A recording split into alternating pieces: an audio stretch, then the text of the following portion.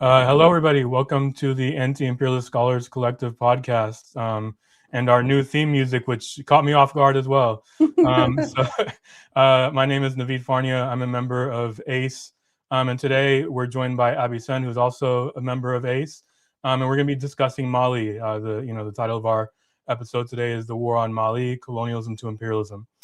Before we do get into the discussion, Sene asked me, as usual, to ask you all to like and subscribe to our page. East is a podcast listeners, welcome to our page. Please do like and subscribe. Sene also informed me that East is a podcast. They're kicking us off after today, so no more splitting and sharing with them. So please do sign up, for our page, the ACE podcast. And so I'm glad I got that out of the way. Sene won't give me the podcast re-education camp or anything. So okay, so Abby, welcome today. Again, we're going to talk about Mali. There's been a lot going on in the last couple of weeks. I have several questions that we can discuss.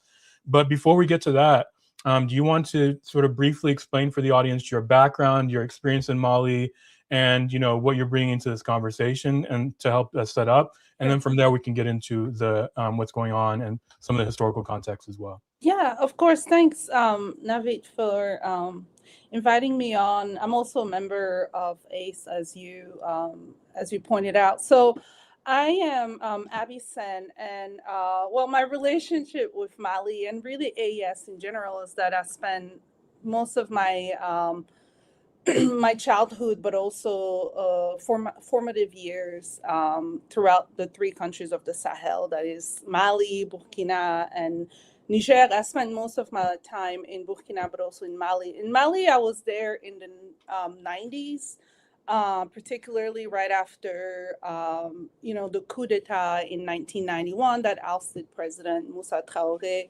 and the subsequent wave of structural adjustment programs, but also deep political fragmentation that happened under the banner of multicultural democracy. And so I've witnessed much of that, and some of that experiences has somewhat informed some of these, what I'm going to present today to you all as well. So I've lived in Mali. I'm originally from Senegal, by the way, and I've moved back to Senegal, but still continue to visit and maintain relationship with people in Mali, Burkina, and Niger as well. So thank you. Thank you, Abby. And so, yeah, let's get into some of the discussions, and really starting off with what's going on in Mali, what's been happening in the last couple of weeks. What is the current situation? I believe recently the President Assimi Goïta also assumed the position of Yes. defense minister as well, after the defense minister Sadio Kamara was assassinated in the offensive a couple weeks ago. So can you just explain, what's been happening, what's at Yeah. stake? What are the implications here? Yeah, of course. So, let's start with just what happened on April 25th. I think most of the audience now have a good understanding of what transpired. It was a large-scale attack, about 15,000 men estimated. It was a joint attack between Janim, which is the Al-Qaeda branch of the Sahel and also Northern Maghreb, and the FLA, which is the Front de Libération de Azawad. And we'll talk a little bit more about Azawad in a little bit. But FLA formed probably about 2 or 3 years ago. It actually broke off from MNLA, which was another coalition of Tuareg rebellion, right? Tuareg nationalist and separatist group. So they broke off and then formed FLA later on. But it was a joint coordination between Janim and FLA in different regions of Mali, including Gao, Mopti, Ségou, and Kidal, right? So Kidal is really, I would say, the epicenter, including Tombouctou as well. But Kidal is really very symbolic for FLA and the separatist movement. And so there were, it was, simply put, there are decapitation strikes, right? With the assassination of Sadio Kamara through a suicide bombing. But there was also attack at mosque, right? Like, people are not talking about that, but Sadio Kamara was assassinated along his wife and his 2 children. Right, it was a large-scale decapitation strike. It was also an attempted assassination of Assimi Goïta, which did not wasn't successful, thankfully. But Sadio Camara, we have to say, is really the mastermind behind Mali military alignment and strengthening as well, and also their rapprochement with the Russian coalition. And so eliminating Sadio Camara had a lot of symbolism as well, right? It was also he ended up turning into this martyr, ascended to martyrdom, because he's widely now popular and very much exalted within popular discourses, not just in Mali, but across West Africa. So, the outcomes of it now is that FAMA, which is the Force Armée Malienne, so it's the military Malian military force, regained control of almost all territories except for Kidal, right? Kidal is still occupied by mercenaries, but FAMA, Africa Corps, and also the AES, thank you for bringing that map, Sene. So it's, Kidal is right here at the border of Algeria, right? So they have, they're engaging right now into joint attack, have joint forces. AES, Africa Corps, and FAMA have joint forces right now to fight in Kidal and to push off the rebel army. So it's not that, contrary to what headlines are saying, it is not that Kidal is occupied, right? Like they've not regained full control, but they're fighting back to push them out, right? And Africa Corps has made a comeback with FAMA, and now they've been joined with the AES military coalition. But there have been some events that led up to this, right? There's been a series of assaults to destabilize the region and collapse of the AES government. So Mali especially has been the epicenter of these sustained assaults, right? Before, all throughout last year, Janim has imposed some blockade of Mali's major cities, including fuel blockade, which have been successfully pushed off by FAMA last year. There's also been an attack at the Niger uranium storage facility. I think it was either in February or March. I can't remember exactly when, but it was earlier this year when there was a large-scale attack on Niger's uranium storage facility, which were stored at the airport in Niamey. But even a week before April 25th attack, there were confrontations between FAMA and Janim at the border of Mauritania. Right, FAMA entered Mauritanian territory to push back Janim, because that is also important. Mauritania is also a place where Janim and these terrorist groups have also been able to regroup and also rearm as well. And so to even call that FAMA pushing them at the Mauritanian border, French media was all up in arms saying that, that FAMA had basically violated Mauritanian sovereignty, which wasn't the case, right? It was, they're engaged in battle. And then also there was also the French media platforming of opposition leaders throughout the whole week, right? Before and after the attack. And also after that, the celebratory sort of headlines that we've seen all throughout French media. Right, so this one really had the hallmark of what we had seen in some way, what transpired later in 2024 in Syria. Like, it was so clear that it was an attempt to take down the Malian government and then place in a separatist movement, terrorist group within the ranks of the Malian government as well. But that it didn't succeed. And so those were the events. And you asked what are at stakes. And so this is where I like to zoom out and sort of think about 3 forces in motion, right, that have created the conditions of such nonstop assault on AES countries, and Mali especially, right? There is, first of all, the AES struggle for sovereignty, right? Second, there's a crisis of capitalism in the imperialist core. And then the third force in motion, which I'll talk about in a little bit, right, is what I consider to be class interests that are incarnated by the Tuareg nationalist and separatist movement, right? For me, those are class interests, and I'll explain why, right? So there are class interests that were ossified by the French colonial project, right? And so these are continuously reactivated to basically draw a wedge or to assault again Mali's sovereignty time and time again.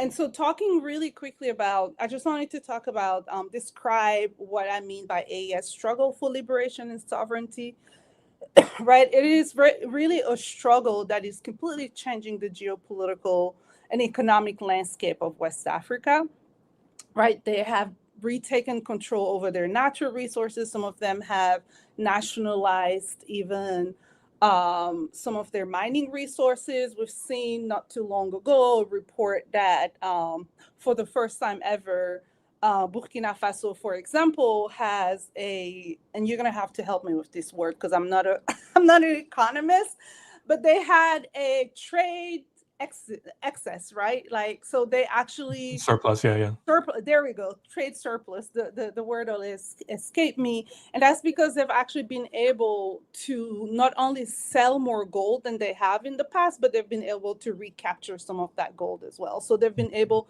to export more than they've imported. And so that is, I mean, in the history of Burkina Faso, that's actually quite significant, right? And so they're all of a sudden challenging the current French economic domination through talks about breaking from the monetary system, which Mali has done, by the way, in the 1960s, but it's not talked about. Mali was actually a major force before even talks of breaking away from the CFA franc, which is the current West African currency system, right? Mali, since the 1960s, has always been at the forefront of that, and that kind of get lost.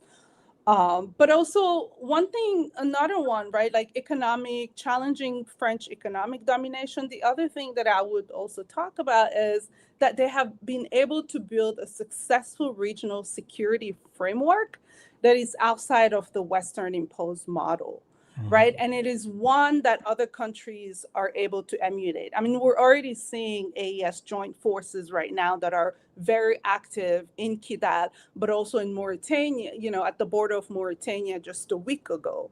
And that is a huge blow to French imperialism because military agreement was a pillar, right? It has always been for almost 60 years a pillar of French domination in West Africa. Right, this sovereign model of regional security, right, is basically pushing French imperialism out of their territories. Like I said, because these military agreement was a hallmark of French imperialism there. And so you have this fight for sovereignty. The other force that I talked about was the crisis of imperialism, right? Like the deepening crisis of capitalism in the imperial course. Since the last decade, as we've seen, there's been sort of a relaunch of primitive accumulation through means of genocidal wars. I mean, we're seeing that in West Asia right now, but also destabilization campaigns, right? And for France in particular, the energy crisis that is caused by the US NATO-led wars in Russia and now in Iran has been a major factor in their attempt to maintain control over the Sahel, right? Because about 75% of France's electricity is generated through nuclear power. And there are also talks of rearmaments too, right? And so Niger is one of the largest producer of uranium.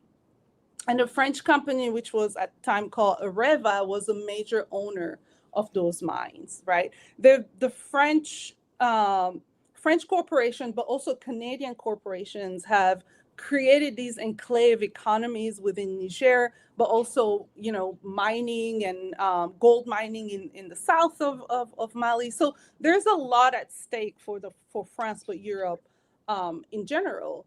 And then there's also other corporations such as Total Energy, for example, is another one. Lafarge, which is also a French company, by the way, which is a cement producer, which was I think it was about a week ago, there are reports that Lafarge was now indicted in this long trial accused of helping or funding ISIS or Al-Qaeda, no, ISIS, I believe, in West Asia.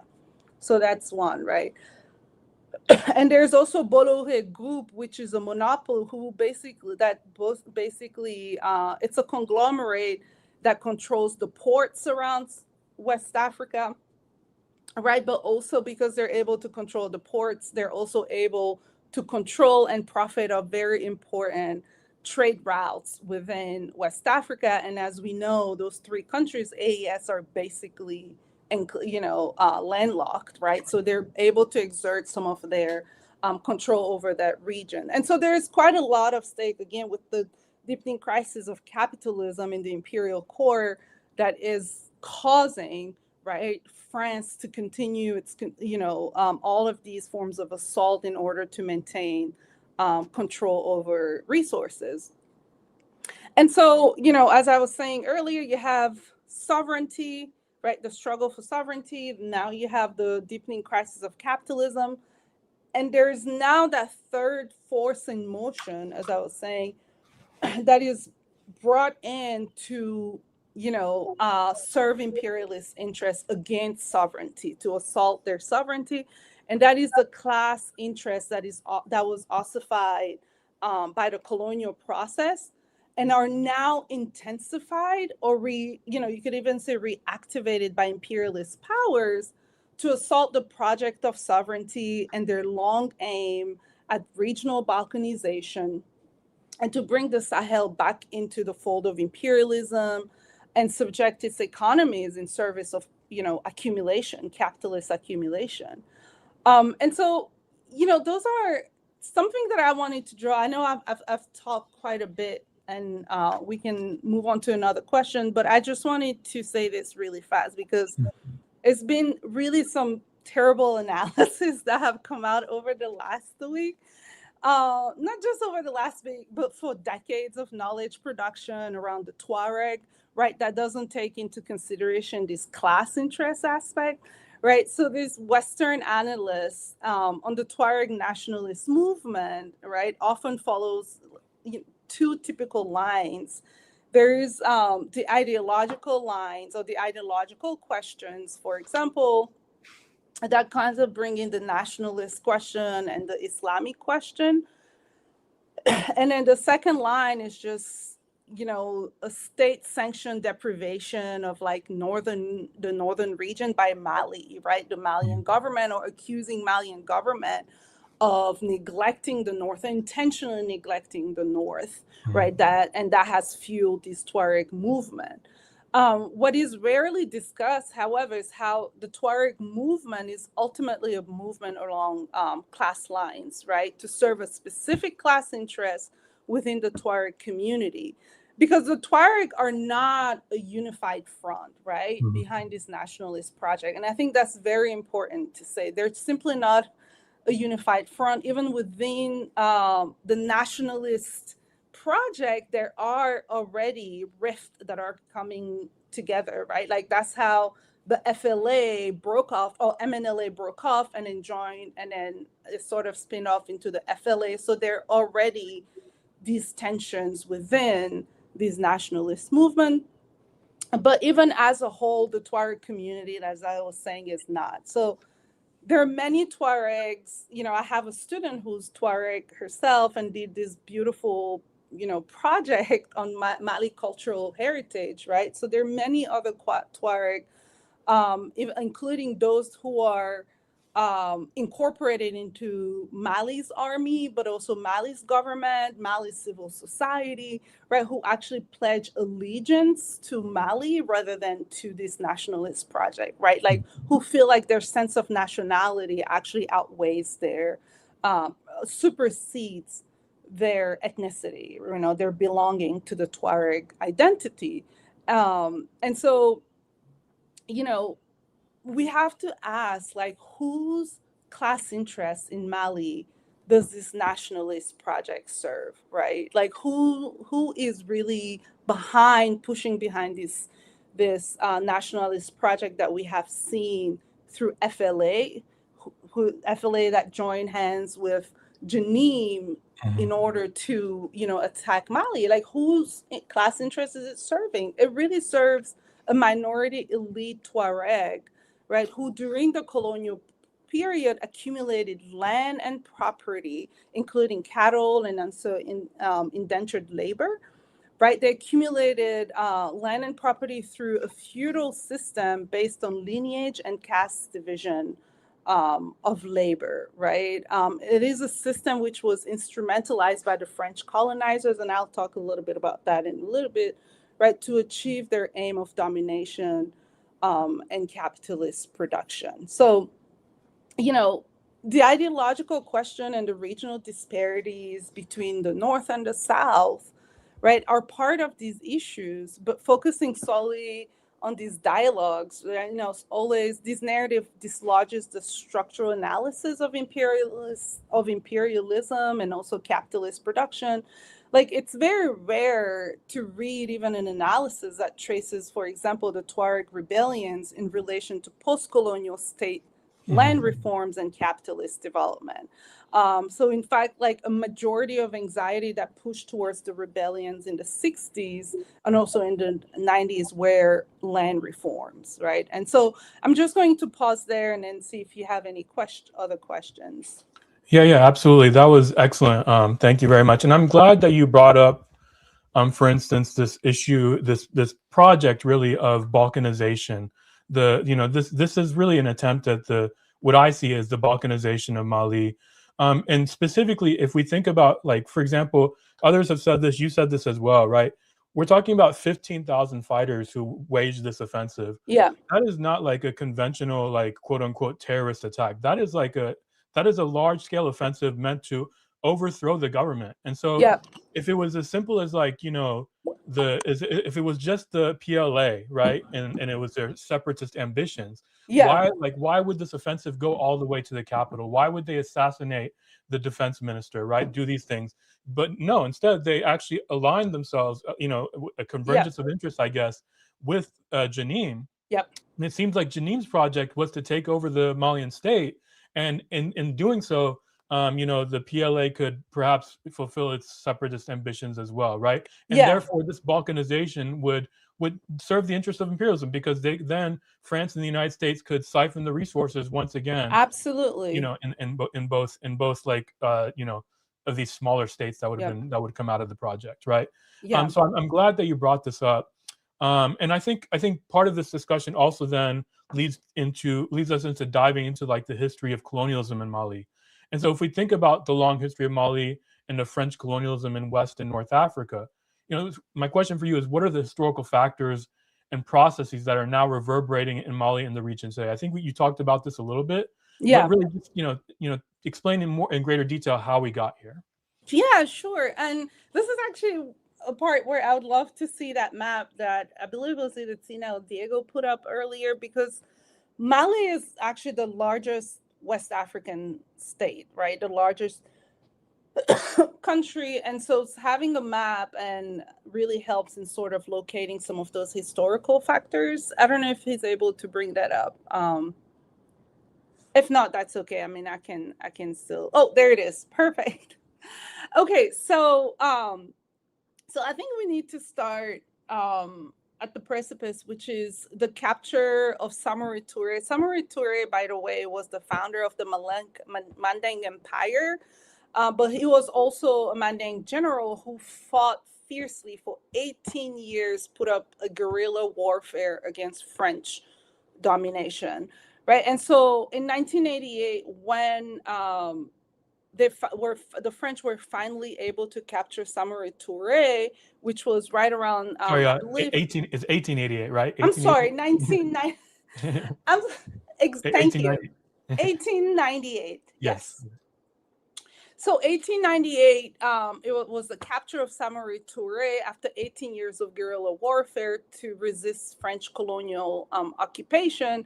They were able to penetrate the territory, right? And so moving upwards all the way to this area here where we call the Niger Bend. And if you look at this area, I don't know if you all can see my mouse, but moving, but it was right in the middle here where you see Mopti, right, and then right up where you have the Niger River, which is the largest river in West Africa, sort of bends, curve. That's the area that we refer to as the Niger Bend.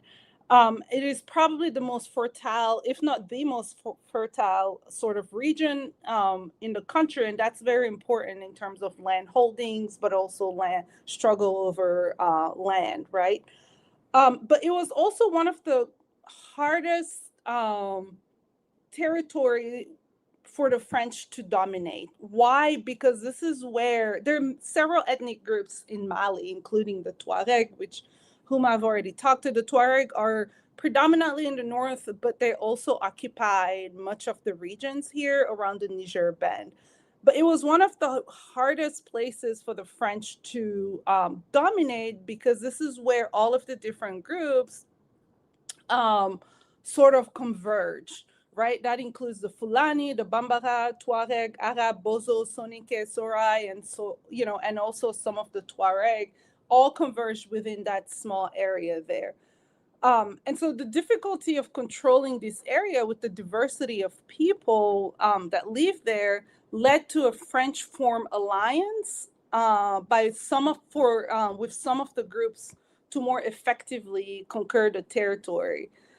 So in their alliance, the French in order to strengthen, in their alliance with local groups, the French strengthened and institutionalized customer laws from which certain groups drew a lot of their political and economic power, but it also marginalized others. So the Tuareg, who at first resisted French domination, became major allies of the French beginning in the 1920s, and basically helped the French bring other groups into the fold of French colonialism, so that they were able to control the Niger Bend region, right? And so the strengthening of those customary laws, which was mostly a feudal system, I mean, that's basically all it is. It was a feudalism right around the Niger Bend at the curve, but also in the northern region, right? Strengthening of that feudal system, were able to bring the Tuareg noble class into an alliance with the French. So not only did the French ally protected the Tuareg in the colonial looting and conquest, but they also exalted the Tuareg identity in some of their public discourses. I mean, there are plenty of essays by French generals and explorers and anthropologists who write about the Tuareg as being the closest to Europeans. So there's always that racial question as well. They're lighter skinned, as compared to other, more of their black skin, darker skin counterparts in the South, where the Bambara are. And so some of these anthropologists, French explorers and anthropologists, even compare the Tuareg to some of they refer to them as the cousins of the Gauls. And if you know the Gauls, they were also a nomadic, group in France that also fought other groups during before French empire expanded to West Africa. And so they compared them with the French, with basically cousins of the French. The one thing that we need to also remember is that the Tuareg social and political organization is based on feudalism, right? And still today, they're organized in confederacies still today, right? And their social hierarchies are based on lineage, but also racial ideas that were imported and reified by the French own ideas of race, right? Racial lines. So the ones who occupied the bottom of the hierarchy have darker skin, but were also held by those of noble lineage under a slaveholding custody type of system.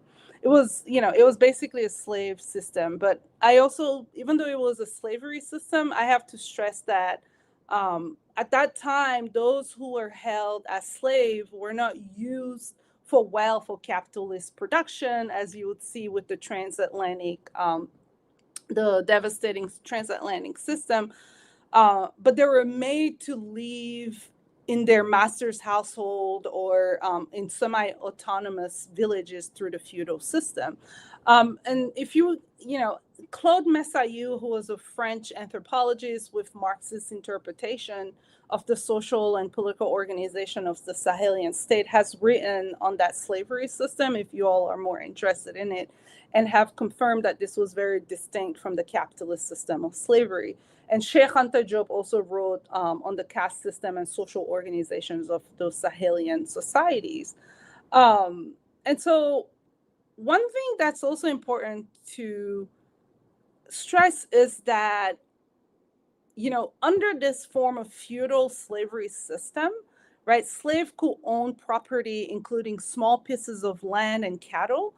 But when they died, the master took over ownership, right, of that land and cattle as well. And this way, the noble class was able to amass like massive property and land across all Tuareg confederacies.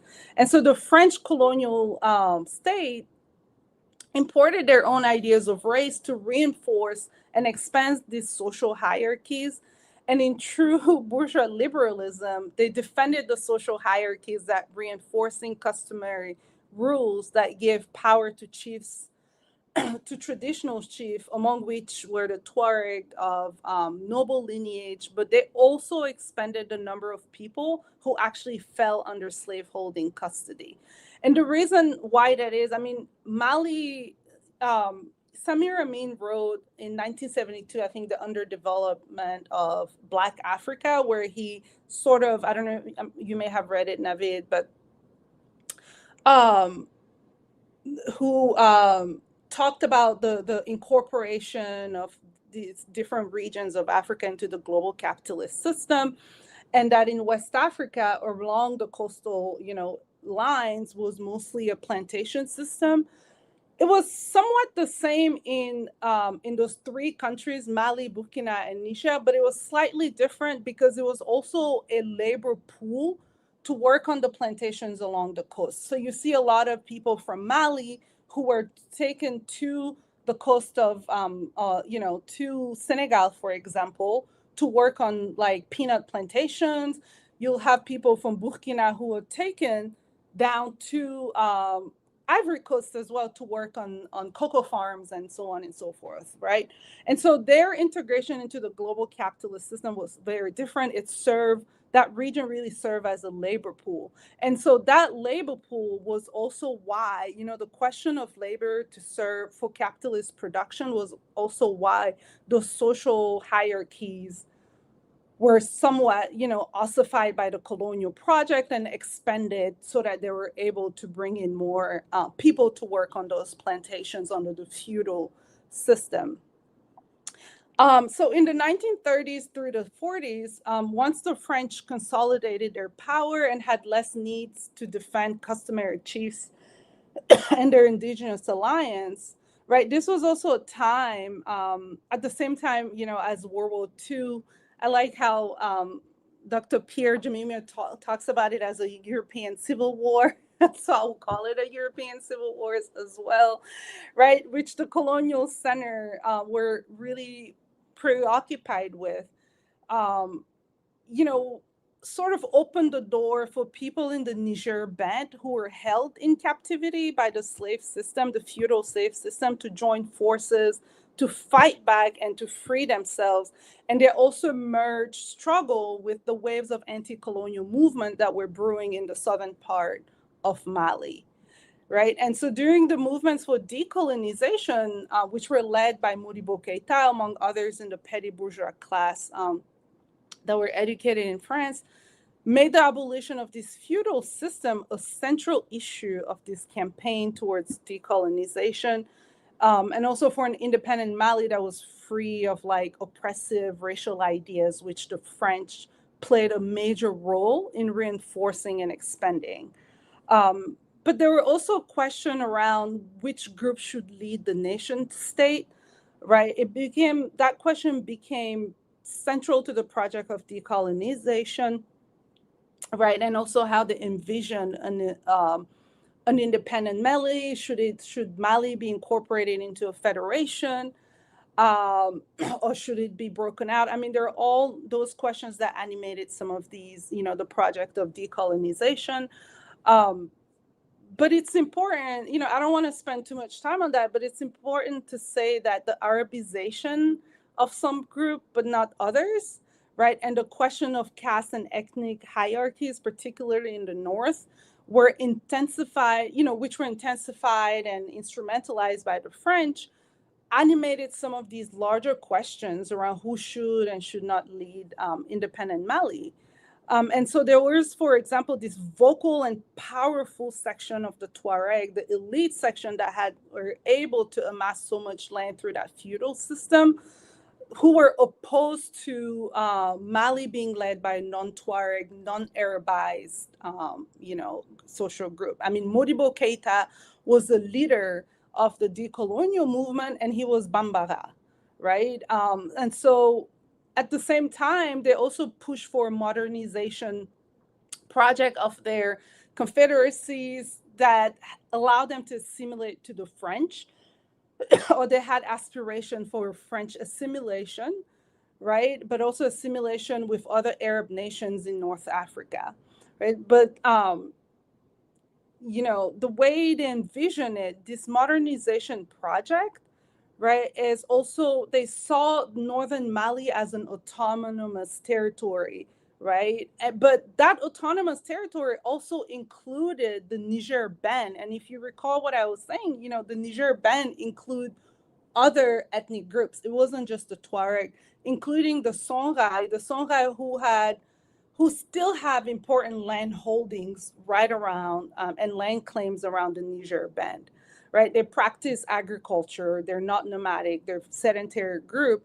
And so to have that northern section be completely autonomous, and then led by a feudal, through a feudal system led by a Tuareg noble group, where does that leave off the Songhai and other ethnic groups that actually had land?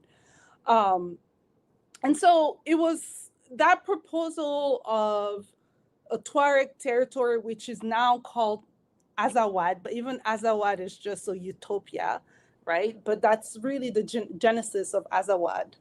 It was put into proposal in 1952 into the French parliamentary, right? At that time, the French were not interested in the proposal until the discovery of oil and gas in the region, right? And so that piqued their interest.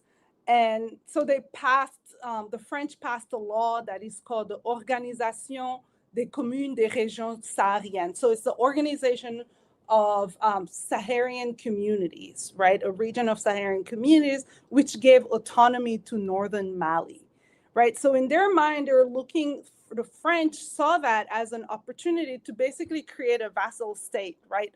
With feudal monarchies that are very similar to what we're seeing now with the Gulf nations, what the British established in West Asia. But it also disintegrated the territorial integrity of Mali at a time where the Mali independence movement was actually seeking to form a federation of West African states, which included Guinea, it included Senegal as well, right? They were really pushing for a federation, which the French were completely opposed to. They wanted them basically to assimilate to the French, join the French community where they could assimilate so that they could gain, keep them under control. And so shortly after independence, Modibo Keita abolished, customary laws that from which, the Tuareg drew their power. And so this move, which, was really for the Tuareg, anyway, they saw that move when Modibo Keita abolished those customary laws and abolished slavery and all of those, they saw that as a threat to their own autonomy, right, the Tuareg. But they also saw that as a threat as the Mali attempting to basically the Malian government trying to alienate them, right? But there was also the fear of land reforms, which became a major source of grievance. So in 1962, Modibo Keita withdrew Mali from the OCRS. OCRS is what I was saying, the Organisation des Communes des Régions Sahariennes, which created this vassal state in the northern Mali by the French. And so when they withdrew from that, these grievances fueled the first wave of the Tuareg rebellions, which occurred from 1962 to 1964. That was 2 years, right, after Mali gained independence in 1960. And so there's been like 4 major Tuareg rebellions. I guess we could call this last one the Tuareg, Tuareg rebellion. But the major Tuareg rebellions really, I would say, occurred during inflection points in Mali neo-colonial history at moment of like political and economic upheaval. So you had 1962, shortly after independence, right? Then you had 1991 during the coup d'etat against Moussa Traoré. Moussa Traoré was actually resisting military agreements that the French were trying to impose in them. And then 1991 all the way down, you had structural adjustment plan. The third one was in 2012. I'm talking about the Tuareg Rebellion, which was also came shortly right before the coup d'etat against Amadou Toumani Touré as well. And so now you have this one today. So, I know I've said a lot, so I'm going to, Yes, no. yeah. Yeah, this is all like, obviously it's very, very important history. And it actually leads me into my next question. We do have questions about, Russia and Algeria, and I promise the audience we're going to get to those as well. I also want to say, again, like, following Sene's instructions, please do like and subscribe to our podcast. East of the podcast listeners, especially, please do like and subscribe, and join our network or whatever you want to call us. But yeah, before we get to Russia and Algeria, like the questions that some people have, we're gonna talk about AES as well. We'll talk about ECOWAS. I'm sure you have things to say about all of these, Abby. But I want to talk a little bit more about the French, right? So because there's a reason why, like why we framed this event around French colonialism and imperialism, right? So the question is, what is France's role in Mali? And again, you've talked about this already. So maybe you want to elaborate a little bit more. But one of the things I want to sort of emphasize is something that you said earlier, with respect to France's historical control over the region's resources, right? And so there's a reason why the AES in states like Burkina Faso are not only nationalizing like their gold and their mining industries, but they're also developing like tomato processing plants and cashew processing plants for the first time. Developing the detergent factory, like I think the first one that exists in independent Africa. And that's important, and it's notable because one of the resources that was siphoned under French colonialism from West Africa was palm oil. Palm oil is one of the central ingredients of detergent, right? And so, again, this all speaks to France's, nefarious role here, right? Like, what is it trying to do? But even beyond that, and I think perhaps a more complex question is really, what is the U.S.'s role here, right? So in what ways is the United States working to destabilize Mali, the AES, and the broader region? Yeah. Okay. So let me talk about, I love this one. Last nothing good comes from, that is so true, by Usman Sembène. Okay. So, U.S.'s role, people always recognize the fall of Libya as the, by, I would say, the U.S. NATO-led assault against Libya's, which resulted in the assassination of Gaddafi, right? They associate that point in time as the period of complete destabilization of the region in which the U.S. had a very concrete role.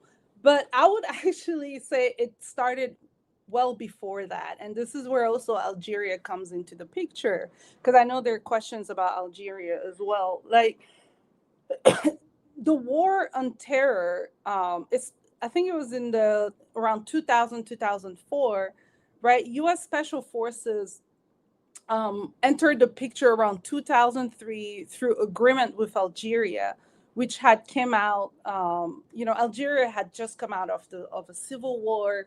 There were already rebel groups within, factions within Algeria as well, and so because of that, Algeria invited and signed agreement with the U.S. under this larger umbrella of counterterrorism, the war on terror. That was right after 9/11.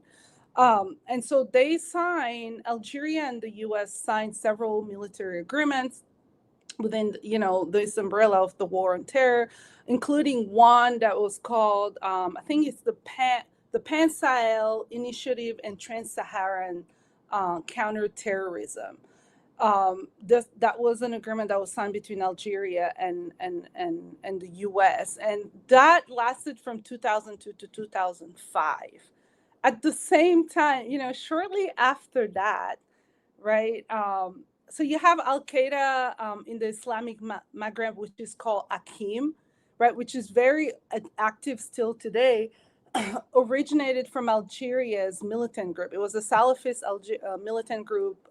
In French, the labels are GSPC. I'm not quite sure what exactly those stand for, but Akim originated from Algeria's Salafist militant group and was formed in 1998, but it was formally affiliated with Al Qaeda in 2006, and that was right after U.S. entered into the picture, right? They entered into the picture and there were some, several occurrences. This is when really all of these hostage taking and then payment of ransom, they started taking hostages of Westerners that lived in Algeria, Westerners that lived in Mali, and all of that. Like all of these hostage taking, the activities of terrorist groups actually started going up. And go figure, this was exactly why the U.S. Special Forces came into the picture.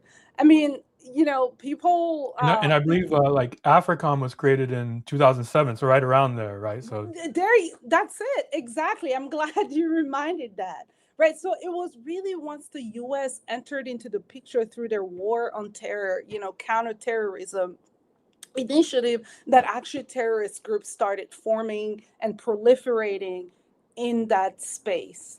And so, but, going back to Libya had, during the drought of the 1980s in the Sahel region, a lot of the people who lived in the north, the Tuareg that lived in the north, migrated towards Algeria. They migrated towards Libya as well in better, in search of better pastures. When they migrated, because they migrated to Algeria, they were also integrated into some of these, militant groups during the Algerian Civil War.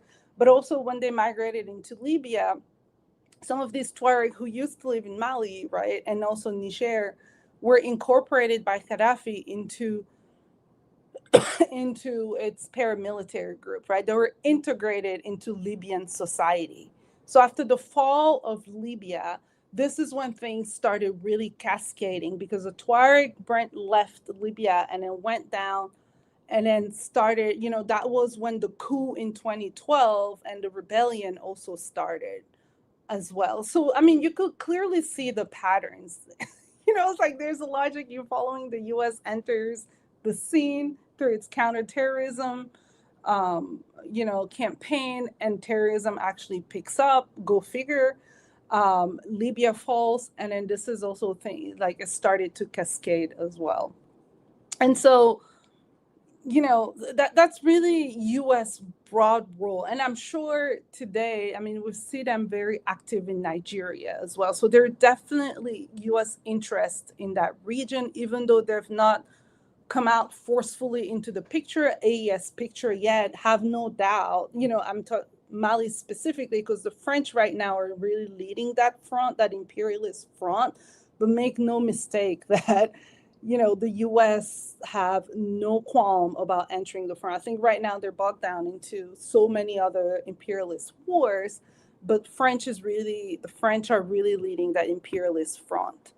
So Yeah, go ahead. Yeah. So I want to jump in there as well, because now I feel like it's a good time to also bring Russia into this conversation, because Yes. part of the attacks on Mali have been like in many respects executed with the assistance of Ukraine, right? So Yes. so I know like on another podcast, David Hundayan has talked about how all these wars are really part of like different fronts in a larger war, right? So Yeah. whether it's in Ukraine, whether it's in West Asia, whether it's in Sudan, like the most he mentioned that the most fronts that exist in this larger global war are actually on the African continent. And I think that's the correct analysis, Yeah. right? That we need to understand, like, why is it that Ukraine is coordinating with Janim, right? Like what is, like what are the connections there, right? And Yeah. so I guess here we can talk a little bit about, like, the question is like psychological warfare. There's this effort to create like widespread confusion in regarding what's happening in Mali. And we talked about Syria, we talked about Libya, right? And it's kind of like along those lines, the psychological war. And it also involves, like, what is Russia's involvement? Is Russia going to, Yeah. withdraw? Like, I mean, there were already false reports coming out about Russia withdrawing its troops from the country It's in the back time. and forth. It's Yeah, still yeah. very So active yeah, in so Mali. can you dispel some of these myths that we heard with respect to Mali and its military, and other actors? You mentioned Algeria, but of course Russia as well. Yeah. So let me just say something about Algeria really fast, Mhm. and then I'll go into Russia. So the timing of this attack, which is April 25th, you can't help and think, okay, this was clearly coordinated, and aligned with that timing, with that event, is Mali's recognition of Morocco's autonomy over the Western Sahara.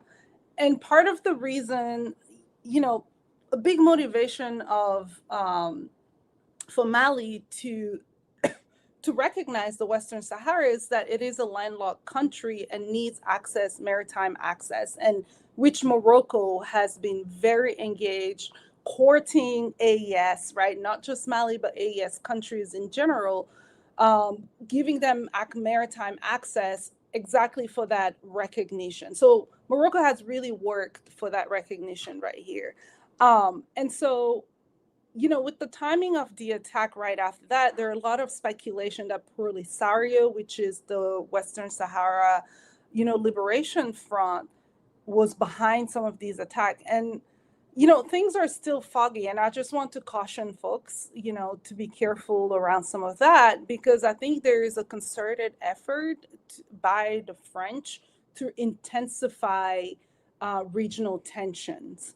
There's clearly a tension right now between Algeria and Mali for different reasons, because Mali has, like, for very good reasons, which I don't think we have time to go over, but well-founded reasons to believe that Algeria is hosting terrorist base on its, right there at the southern region.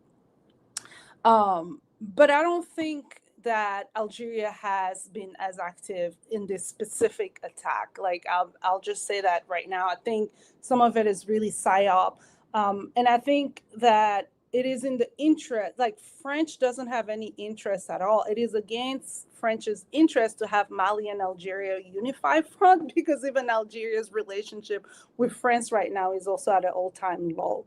Right, the French and the Algerians have really butted head over the past few years, and so having also Mali against France, it makes a lot of sense to have them unified, and so there's a lot of effort right now to intensify that tension between, through French media, between Algeria and Mali. So that's all I wanted to bring out regarding that. And also, I was going to say, while France has not come out and put out a statement condemning at all, right, the accusation, Algeria has, Yes, right? yes, absolutely, yeah, and I Right. think I that's think we important need to to point. be right. They've come right out and then actually lended their support and solidarity with the Malian army, the Malian government, which not even Ivory Coast has done that. Ivory Coast has tried to stay clear, which they've also been accused of destabilizing AES. And so I think that's important to bring up, that Algeria has come out to condemn the attacks. Now, the other one, your question about Russia, we need. Actually, Abby, before we answer that question, Sene has a clip he wants us to show Yeah.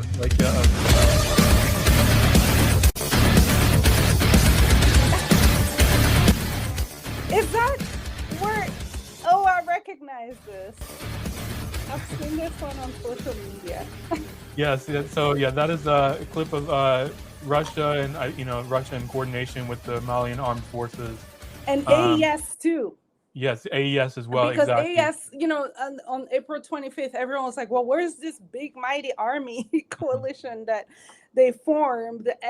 But they responded the very next day. So Russia African Corps is still there. They're fighting alongside FAMA, and they're fighting alongside AES as well. So let me just clarify a few things. Why Russia even entered into the picture. It is really the arrogance of the French, their racism, right? Their condescending attitudes towards Mali and other West Africans, said Africans in general, right? That really propelled these three governments to reevaluate their relationship with the French government. Number one, when they were, and I'm going to give you a very specific example. The French army has been very unreliable. Like French military has been very unreliable partner in West Africa. And Chad, let me bring up Chad really quickly, because Chad, Faustin Théodore, who was the French, who was put into power by France in 2015, was also facing a wave of Tuareg rebellion within its own territory. He came into power in 2015 with the help of France, and they signed a deal, right? Like he announced that he's going into a military agreement with France, right? It was called, I think, Opération Sangakariste.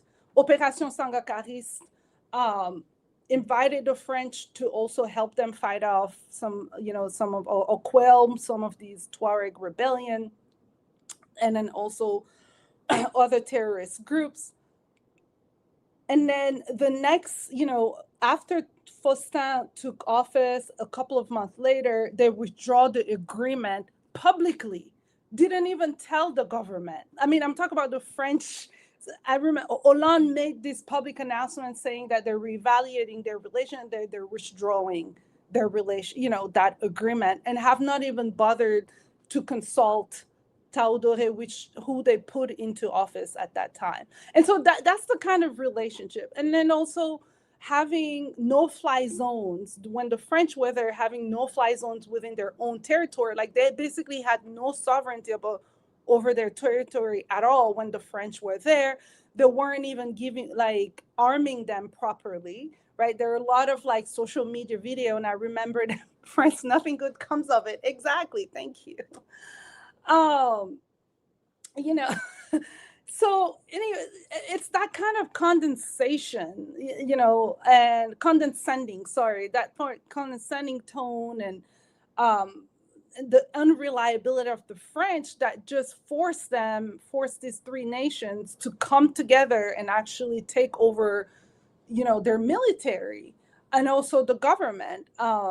And so after these three coups happened, the French used ECOWAS to impose sanctions, not just ECOWAS, but also UEMOA, which is the monetary, community, French monetary community, to cut off all of their financial assets and all of that within the region. So they no longer were able to even purchase weapons. Like nobody will sell them weapons because of those sanctions, except for Russia. And that gets lost all the time in the conversation. Russia is in the picture, first of all, because the French were unreliable, but also because it was the only country that was willing to sell weapons and work with those three nations and also sign agreement. And so that has to be very clear. They weren't brought in. I mean, part of it is ideological, but a lot of it was also very much transactional. But it is the French who were humiliated after they got kicked out of that region who insist that they were swapped, traded for the Russians. It was like, oh, they kicked us out to bring in the Russians, but never explained why the Russians came into the picture in the first place.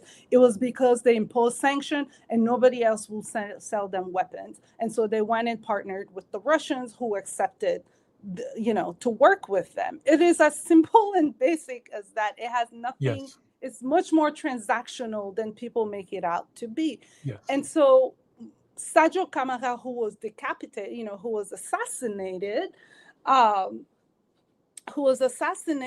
also the mastermind into regaining sovereignty and then actually seek out other alliances with the, including with the Russians, but even with the Iranians and the Turkish as well, right? The Iranians as well. And so he was the mastermind into this restructuration, this realignment, to the point where, and then purchased massive artillery with the Russians, from the Russians. And now FAMA has raised into, they've been ranked as the number 1 or number 2, but anyway, they've actually gone up into the rank of the most powerful army in West Africa. And at some point, even, superseded Ivory Coast, which was the first one. But now Russia, and all of this is through African Corps, and they were able, something that they never tell you as well, they don't tell you, the French don't tell you, is that with Russia, they recaptured Kidal. Because Kidal, when the French were there, they liberated Kidal in 2012. The terrorist groups reoccupied Kidal in 2020, right shortly after the coup d'etat in Mali. They were able, in 2023, when they entered into agreement with the Russians and were able to build their force, they recaptured Kidal and actually regained most of their territory. But none of it, and even the other Sahel that I see all the time these days is, that, they're making it pitch France against Russia, right, along these two lines. When Russians, but they don't talk about, again, how through the help, the partnership of Russia, FAMA, which is the military, Malian military army, was really able to make a resurgence, regain most of its territory, even if yesterday, 2 weeks ago, they had this setback. It was just mostly, I see it like, as the fall of Syria in a way, even though it wasn't a fall, but it was really, they lost the battle, but did not lose the war. They're still there. They're still standing and they're still strong. They're still fighting back. And Russia is still very much present into the region. Yeah. I appreciate that. That's an excellent way to transition to talking about the AES. There's a couple of things I want to say really quick. First of all, I 100% with respect to Russia. I also want to add that, like, all this infrastructural development that we see, right, like in the AES countries, is also like with the assistance of China as well, right? China is providing like all these tractors and all these things that are going into infrastructural development. And I like that you point out these are transactional relationships, right? Again, pointing to the podcast, I think that David Hundayan did with Jamal Thomas, if I believe. Yeah. He talked about how Russia's like defense assistance to the AES is not meant to be a permanent solution to what's going on. Exactly. In the region, right. It's supposed to be sort of like a bridging mechanism until the AES is able to, withstand, like, develop its own defense infrastructure to defend itself, right? And so we need to understand like what's going on in the region, Russia's assistance in that vein, and frame it in that way, so that we don't think of it as like the AES cannot defend themselves and they need Russia to come in. And then when Russia doesn't, like, if Russia doesn't succeed, it's because Russia betrayed them or because the AES is inept or whatever, right? That's a very problematic framing, in my opinion. And also, like, as David pointed out, like, it also, Russia has its own war going on, right? Like its own front and on its own border. And so I think that's another reason why we need to understand these wars and these different fronts actually as part of this larger war, right? So, I think I'm really glad that you brought all this into the conversation. The other thing I really quickly want to say is that, this is more of a plug, I guess. But we are going to be continuing this conversation next week. We're going to have another live stream on like the larger AES next week. I believe Abby, you're going to be part of that one as well. Yes, I am. Okay, so yeah, so I've that's been voluntold. Just kidding. next Friday. Yeah, next Friday, I believe on the 15th. Yeah. But also we have a special issue coming out later this month in May on the AES and Pan-Africanism in general. So, audience members, look out for all these things. Yes, on nt-imperialist.com. We're a little behind on our issues on our blog. We have a special issue coming out on Iran, very, very soon, next week. And then the one after that is going to be on AES and Pan-Africanism. So that brings me to, actually, let me just quickly also say, please, again, like and subscribe so that, Sene doesn't get on my case. Like and subscribe, to our podcast. They're gone. So I have two more questions for you all, for you, Abby, not you all, for you, Abby. The first one is, and we can be brief on this one because we're going to have a larger discussion next week. But what are the implications of all this for the AES, and what is at stake for the region, and why Mali and why now? Yeah. So I just need to say that first, why Mali? Because it's the largest state, right? But it's also being the one that's always caused the French a problem. Like literally since the 1960s, they've always been, not even since 1898 with Samori Touré, right? They've always resisted French domination. And I think Mali doesn't get enough credit for it, but it's also a vast territory. And so when you have a balkanization project, Mali becomes an automatic target. There's also, these Tuareg separatist movement that is very ripe to be co-opted into this larger project of balkanization. But so here's it.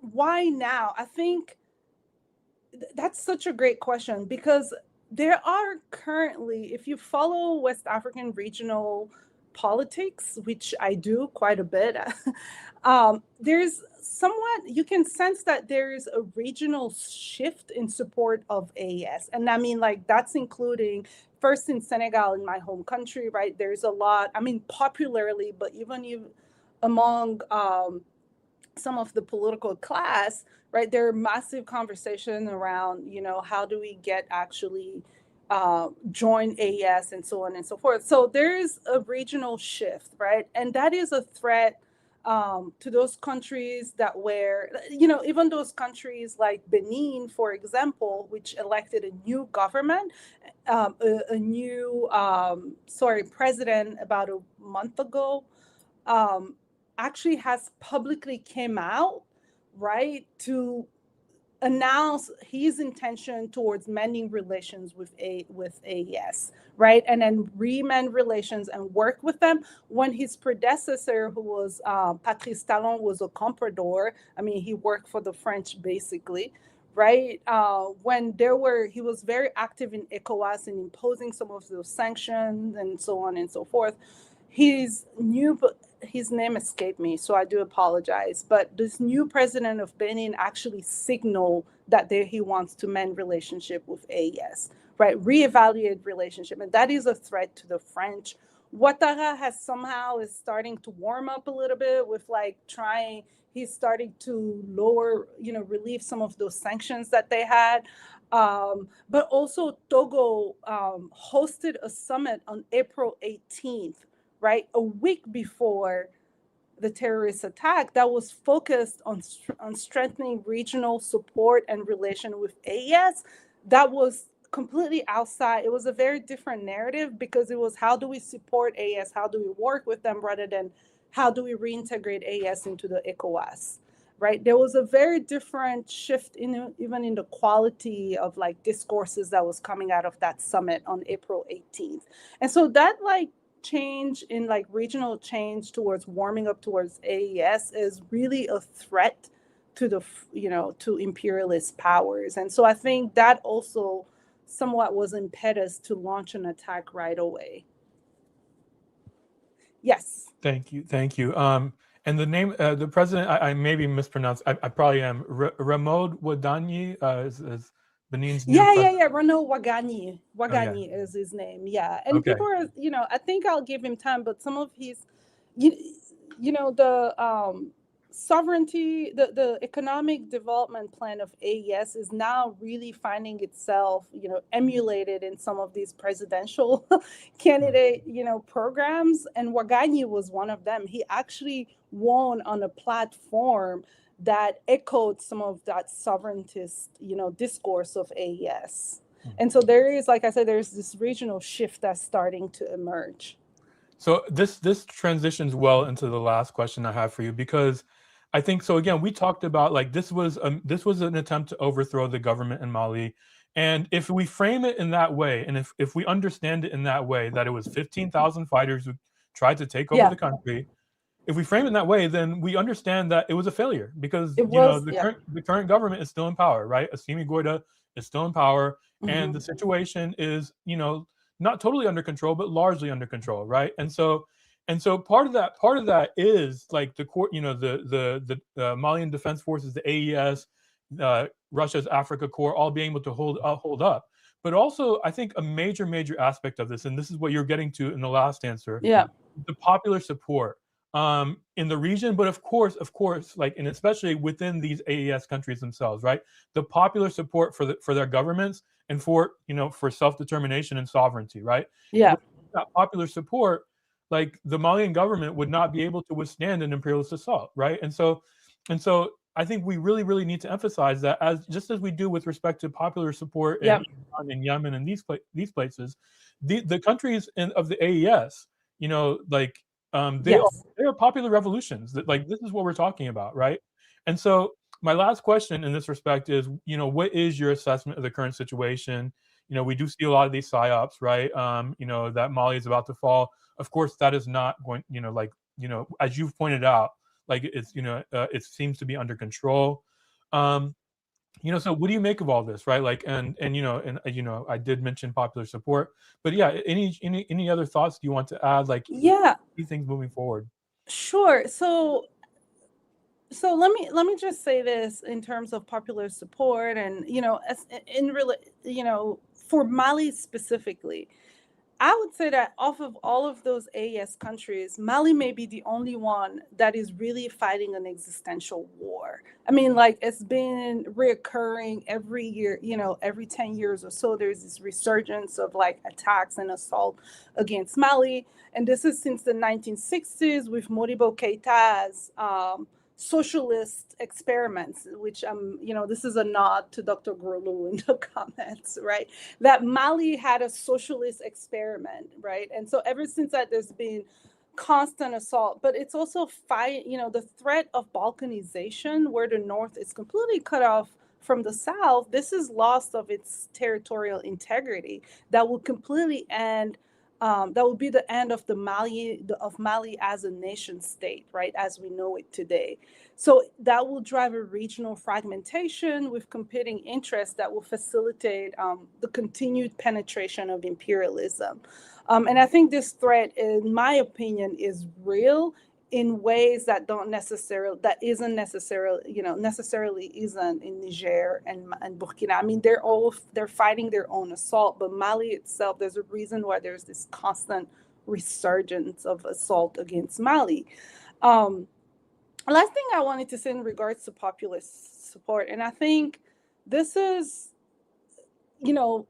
thinking about the analysis that came out that always talks about, these governments as the junta, as the military, as authoritarianism.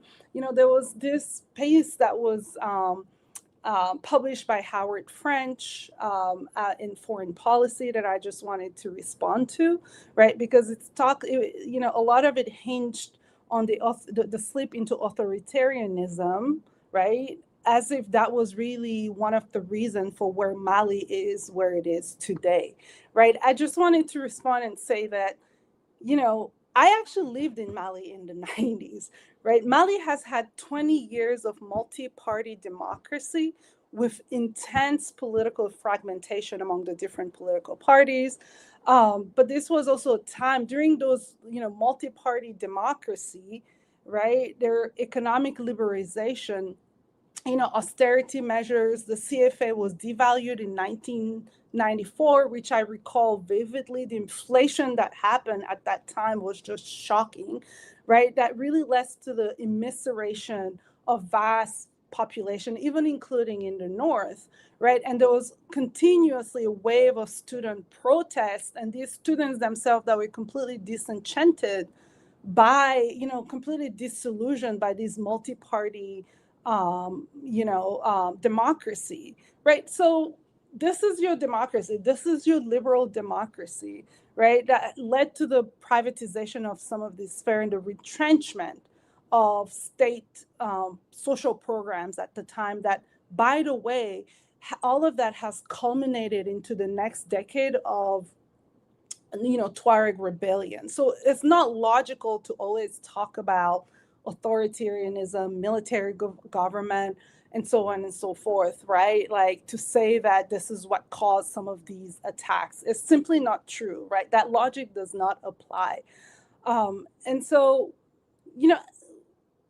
instead of always asking about, posing questions around military posture, right? Like this question should not be about military or not versus civil government, right? Or whether it should be electoral democracies in Mali or AES. I think the question that we need to be asking is, what are the popular mandates and how and at which speed are those mandates being converted into structural changes by those in charge of the government? Whether it's a military government, whether it's a, civil government, like what are the popular mandates and how are they being integrated or converted into structural change? That is the question that we should be asking.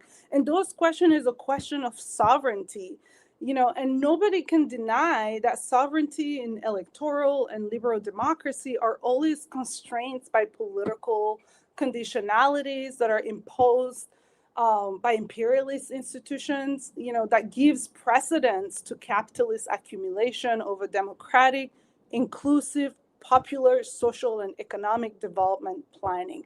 And that is exactly what happened in the 90s and part of the 2000s in Mali during the multi-party democracy. I mean, sure, there have been some improvements, right, in social condition, but overall, structurally, much of it hasn't changed. It's just polarized accumulation, unequal distribution of resources that have all culminated to the next decade of rebellion. So let's just put that to rest. This whole idea of Mali being a junta, led by a junta, as if you only have a military and government. They're actually civilians. The foreign minister who actually makes very much, Yakuba Diop, who is one of the leading voices, he would be the equivalent of, is it Ari, the Iranian foreign minister? Yeah, RLG. RLG, right? He's actually a civilian. He was in the UN system, right? He's not a military. So the idea that it's a junta, I think that's also a psyop, right? To delegitimize their government.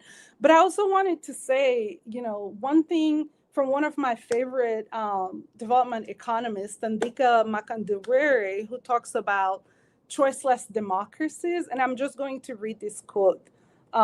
It says, the pertinence of these questions arises because globalization contains within it two contradictory effects on democratization. On the one hand, the opening up of economies and society, the political conditionalities transmitted through global institution, and the solidarity from movement encapsulated in the notion of global civil society are generally supportive of democratization efforts in many countries. On the other hand, the demands of globalization, especially the erosion of national sovereignty and the uniformization of what are considered fundamentals in economic policy, limit the range of policy options for democratic regimes.